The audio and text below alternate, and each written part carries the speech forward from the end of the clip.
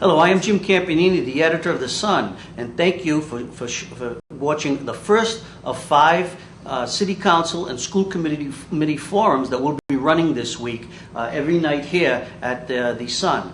The first panel this evening is for the City Council. We have, as you can see, the names on the table in front of the candidates. We have Kevin Broderick, Fred Doyle, Ed Kennedy, Rita Murcia, Mayor Jim Milanazzo, and Vesna Noon with us. We appreciate them taking their time out of the busy schedule to be here today. We hope that you will take away from this some reasons to make an informed decision on November 8th. We hope that you do vote on November 8th and help the cause of democracy in Lowell. We will begin shortly with, we will have 50 minutes of questions and that I will pull out of this tumbler right here, fishbowl. Yeah, I hope the fish never lived in there. But and then we'll go around. Everyone have a 1 minute to respond. If there is a need for rebuttal, we will do that. And then we will have a closing statement from each candidate. We hope to be wrapped up in 1 hour. So I'm going to begin with the first question, and I'll go into the vote. Is Lowell doing enough to ensure public safety in all the city's neighborhoods, or just some of them? We will start with Kevin Broderick. Okay. Thank you. That's an excellent question. The short answer is you can never do enough for public safety. And I think that we've done well with what we have in terms of resources. I think last year when we received some extra funds, the free cash, we used $100,000 to put towards overtime rather than trying to hire an officer, and as you know, the cost of benefits to be upwards of $70,000. So what instead we've done is to try and concentrate this overtime in the known hotspots. Now, obviously, we'd like to do more. We have some money coming in from the state. I would like to see some of that potentially applied, depending on what the plan is, and what my fellow councilors like to do, towards maybe doing some more of that overtime and attacking the hotspots where we know the activity is. You know, it'd be nice to be able to add bodies, add police officers, but that's very expensive, and with the restraints we've had financially, we haven't been able to do that. One just quick follow-up to that, which everybody can incorporate in their answer. Do you think the police are deployed appropriately right now, meaning downtown at certain times when they're expected to be there? Is that... Well, that's hard to say as a civilian. I don't know who's deployed where, to be truthful, and I wouldn't necessarily know what's... I know based upon the data that we get in reports where the hotspots are, and we're told that's what they're doing.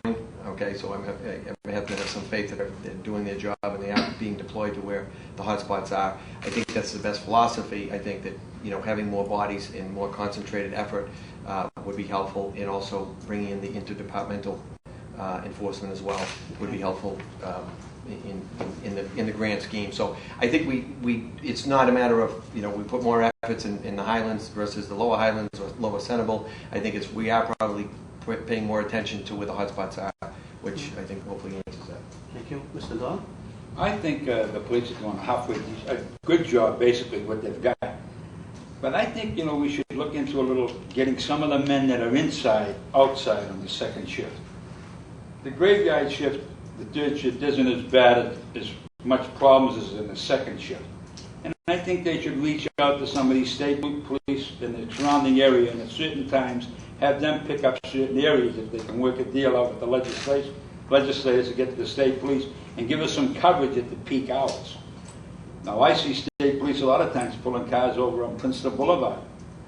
So, I mean, they're in Lowell, they're around, I see them, and I don't see why the chief couldn't reach out to them and ask them, can you give us a little hand here, and probably slacken it off a little, because if you hire more police, you're just going to have no place to put them. You get too many guys inside. But right now, do you think that the coverage is even for all neighborhoods in Lowell? Are they all getting the... Well, I think downtown gets more coverage than anybody. Because of the bars. And I think the police should be a little more diligent in how they cover these downtown bars. I mean, they have a police officer inside. I mean, that's all you can do. I mean, you can't tell the bars close up. So I just think what they're doing now is enough sufficient. We haven't got that many problems downtown, really. There really isn't that many problems downtown. As far as if you take the 5 or 6 places, I don't know how many there are. There's probably 1 or 2 down there that should be closed, basically, because there's always problems. But the rest of them, I think, there's not that many problems at all. And I saw a report, some of them got ratings of 85. That means there's a lot of incidents there. One bar has 6. So why would you want the cops hanging around outside his place at 1 o'clock in the morning when up the other corner there's 85 incidents in a month? Put them in where the problem is, and you probably curb that problem when the bars are getting out. That's what I would do. All right, thank you. Move on. Mr. Kennedy? Yes, I think that there's good coverage, and I think it's across the board. And I think given the resources that we have, the police do a good job. So I guess I agree with these 2 guys. I think that there are neighborhoods that maybe need a little more than what they get just because they're troubled areas or hot spots. And so, that's something that should be considered. I'd also like to see some of the police used for traffic control in the morning and in the high traffic times, late afternoon, in the morning. I think there are certain intersections. Traffic in the city is just absolutely horrible, and if they can help in certain areas, then that would be a real good thing. Thank you.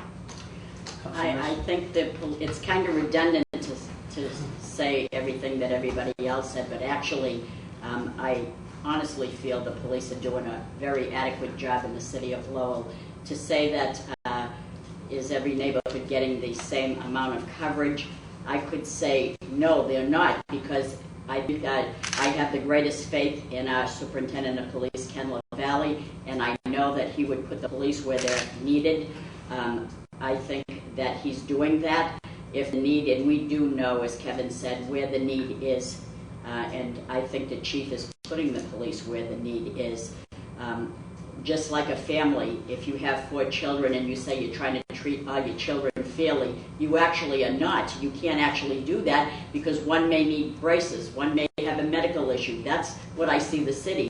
I think they're instilling the police where they should be, but I'd like to see a better partnership between UMass Lowell. They could handle a lot of the traffic situations over the bridges. That's where the need is. They're adequately supplied with everything the police department is. In this day and age, they have guns, they have whistles and everything else. And I think we know that we have the sheriff's department is actually helping with the process of the warrant apprehension. So too should the university police play a better role in lieu of taxes, get your police to help the city. And as Mr. Doyle said, I think more of the police should be out walking the beat instead of get them out of the city department and get them into the street. Other than that, I think they're doing a fairly decent job. And it's not easy being a police officer in today's day and age. I think we're very well sufficiently covered all over the place. Thank you. Okay, Milanazzo? Thank you. I think as my fellow council candidates and challenges feel that the police are, they're doing a good job. We're down to about 25 police officers over the number that we had a few years back. We have a very good department within the police department that actually gets grants and so forth, so we're able to bring in extra as Councilor Broderick said, overtime funds and so forth. But I think that as you go to the various neighborhood meetings, there's usually a sector commander at these neighborhood meetings. We're provided with, through the crime stat programs, a number of statistics in each neighborhood as to what's going on. So if there is, in fact, and there obviously has been some hot spots, that they do pay attention to those areas. Downtown, as Mr. Doyle indicated, they have some issues with some of the bars, and I think that through meetings with the neighborhood, Downtown Neighborhood Association, with the Jackson Appleton Street Neighborhood Association, the police have identified those and they're working on those specific areas.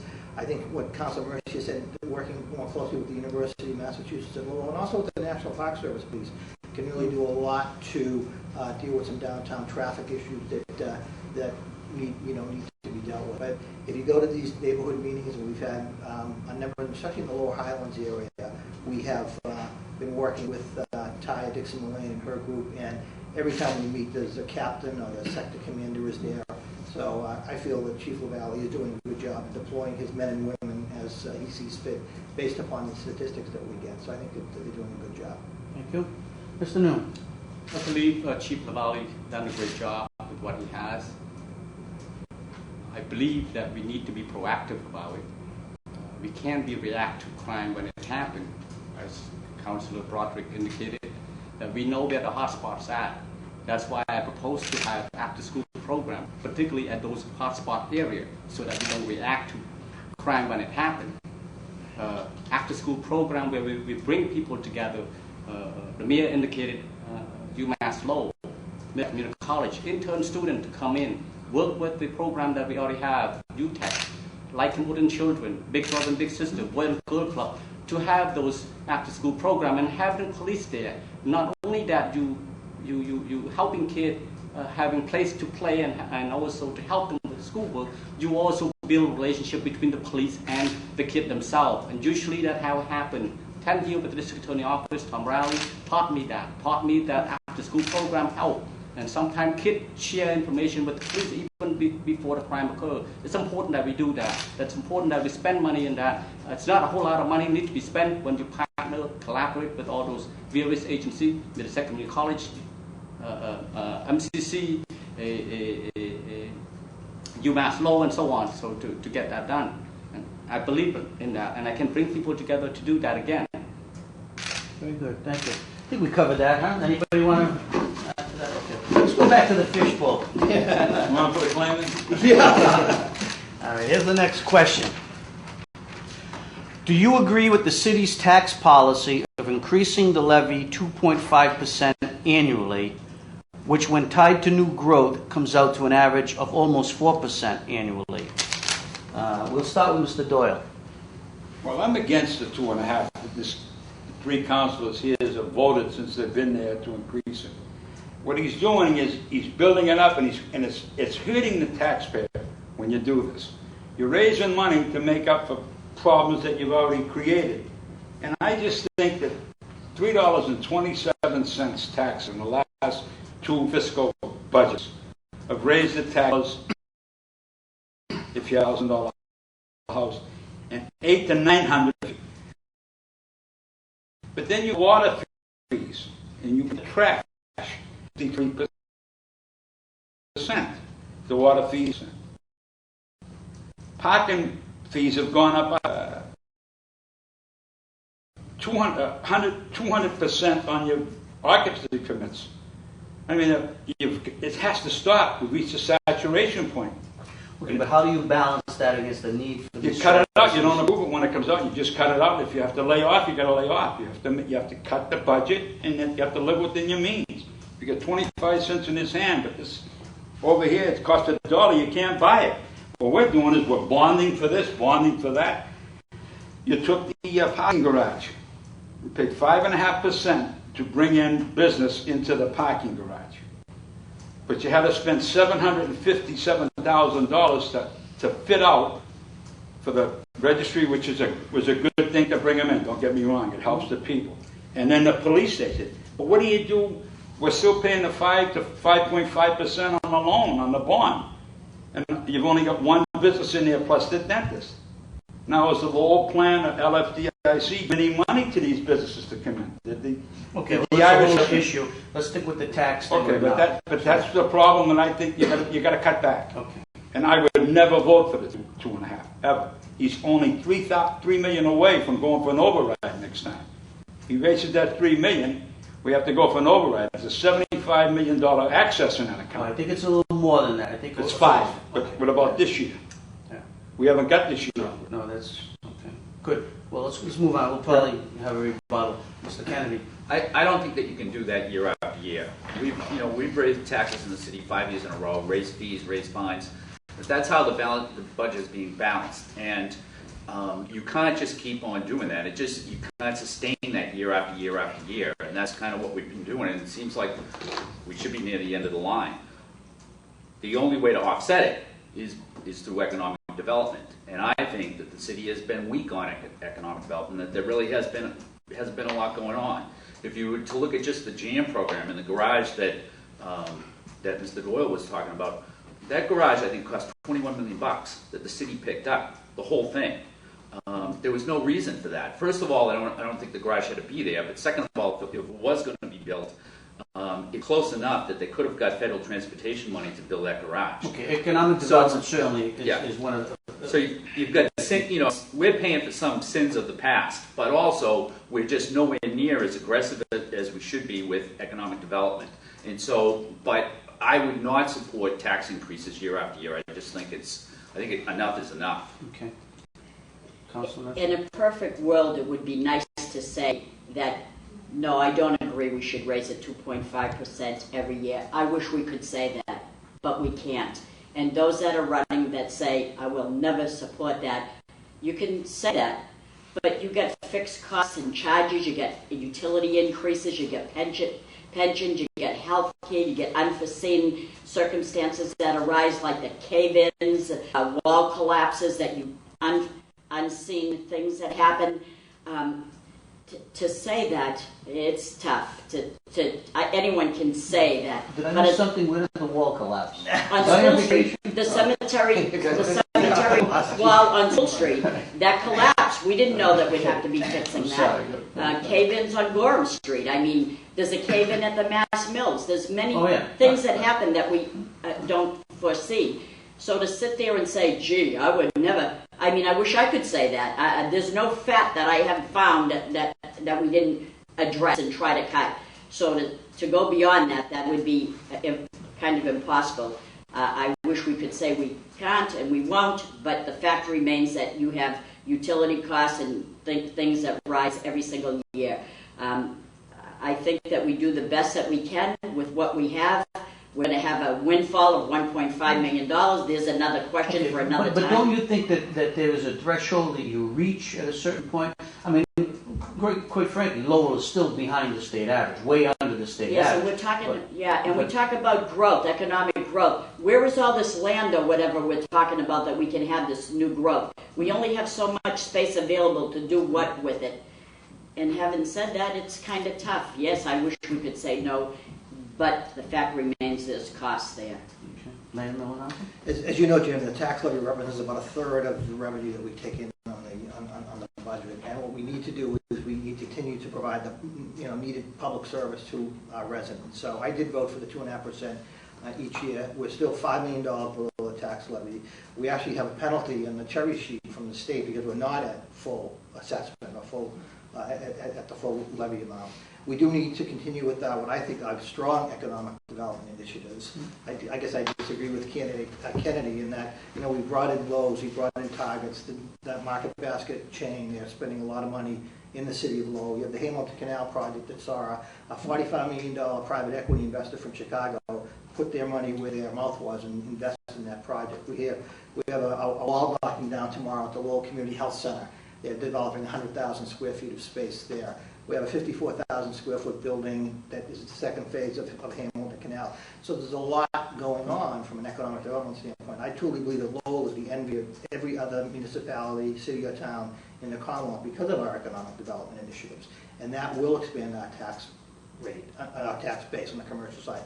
Right now we're paying $14.92 per thousand on the residential side, almost $29 on the commercial side. So I mean that is an issue, but because of the economic development staff that we have with the tax increment financing projects, and I think there have been at least a half a dozen since I've been on the council, to entice people to locate here and to bring jobs. That's going to continue to happen.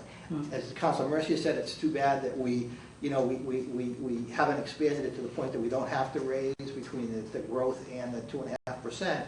But I think we're still well below the state average. I think people that have relocated to Lowell, and I know families that have relocated from the suburbs of Boston, they feel that Lowell is a great buy. I'm one of them. Right, it's a great buy. And I just hope that the council, and I do believe the council and the administration, is spending their money, our money wisely. But my taxes were a lot lower when I first came into Lowell than they are now. Right. And just quickly, another question of that. I mean, we've seen a lot of taxable properties go off the rolls with UMass law. Now, granted, there's an economic, hopefully there's going to get some economic produce from that or something. But there's even talk of other buildings maybe going on. I mean, is there a point when Lowell has to be more aggressive about in lieu of taxes? I think so. If you look at the city of Cambridge, there's an awful lot of nonprofits there that do pay a pilot payment. We have some, but we don't have I know the administration and the council would like to see. But if you look at, and again, under full disclosure, I'm a trustee at Lowell General Hospital. If you just look at the construction jobs that have been created there and the full-time jobs, especially now, if they're successful in merging with things to keep quality health care at an affordable price in the city of Lowell, that's an economic development benefit to the residents. We may not be collecting taxes or tax at the full value, but they are creating jobs and creating disposable income for families. UMass Lowell, I think that the partnership between the university and the city have never been better. They bought the former St. Joseph's Hospital building that is now University Crossing. Yes, it's come off the tax rolls, but again, you're going to see much more activity as a result of that. Okay. I want to give everybody a chance to respond to that in lieu of taxes, but Yeah. after Vesna, Vesna, what do you think about the original question? Should taxes be raised 2.5% annually? Well, I learned during my 6-month walk from the Highland to Belvedere to Centerville, Pawtuckville, and the rest of Lowell.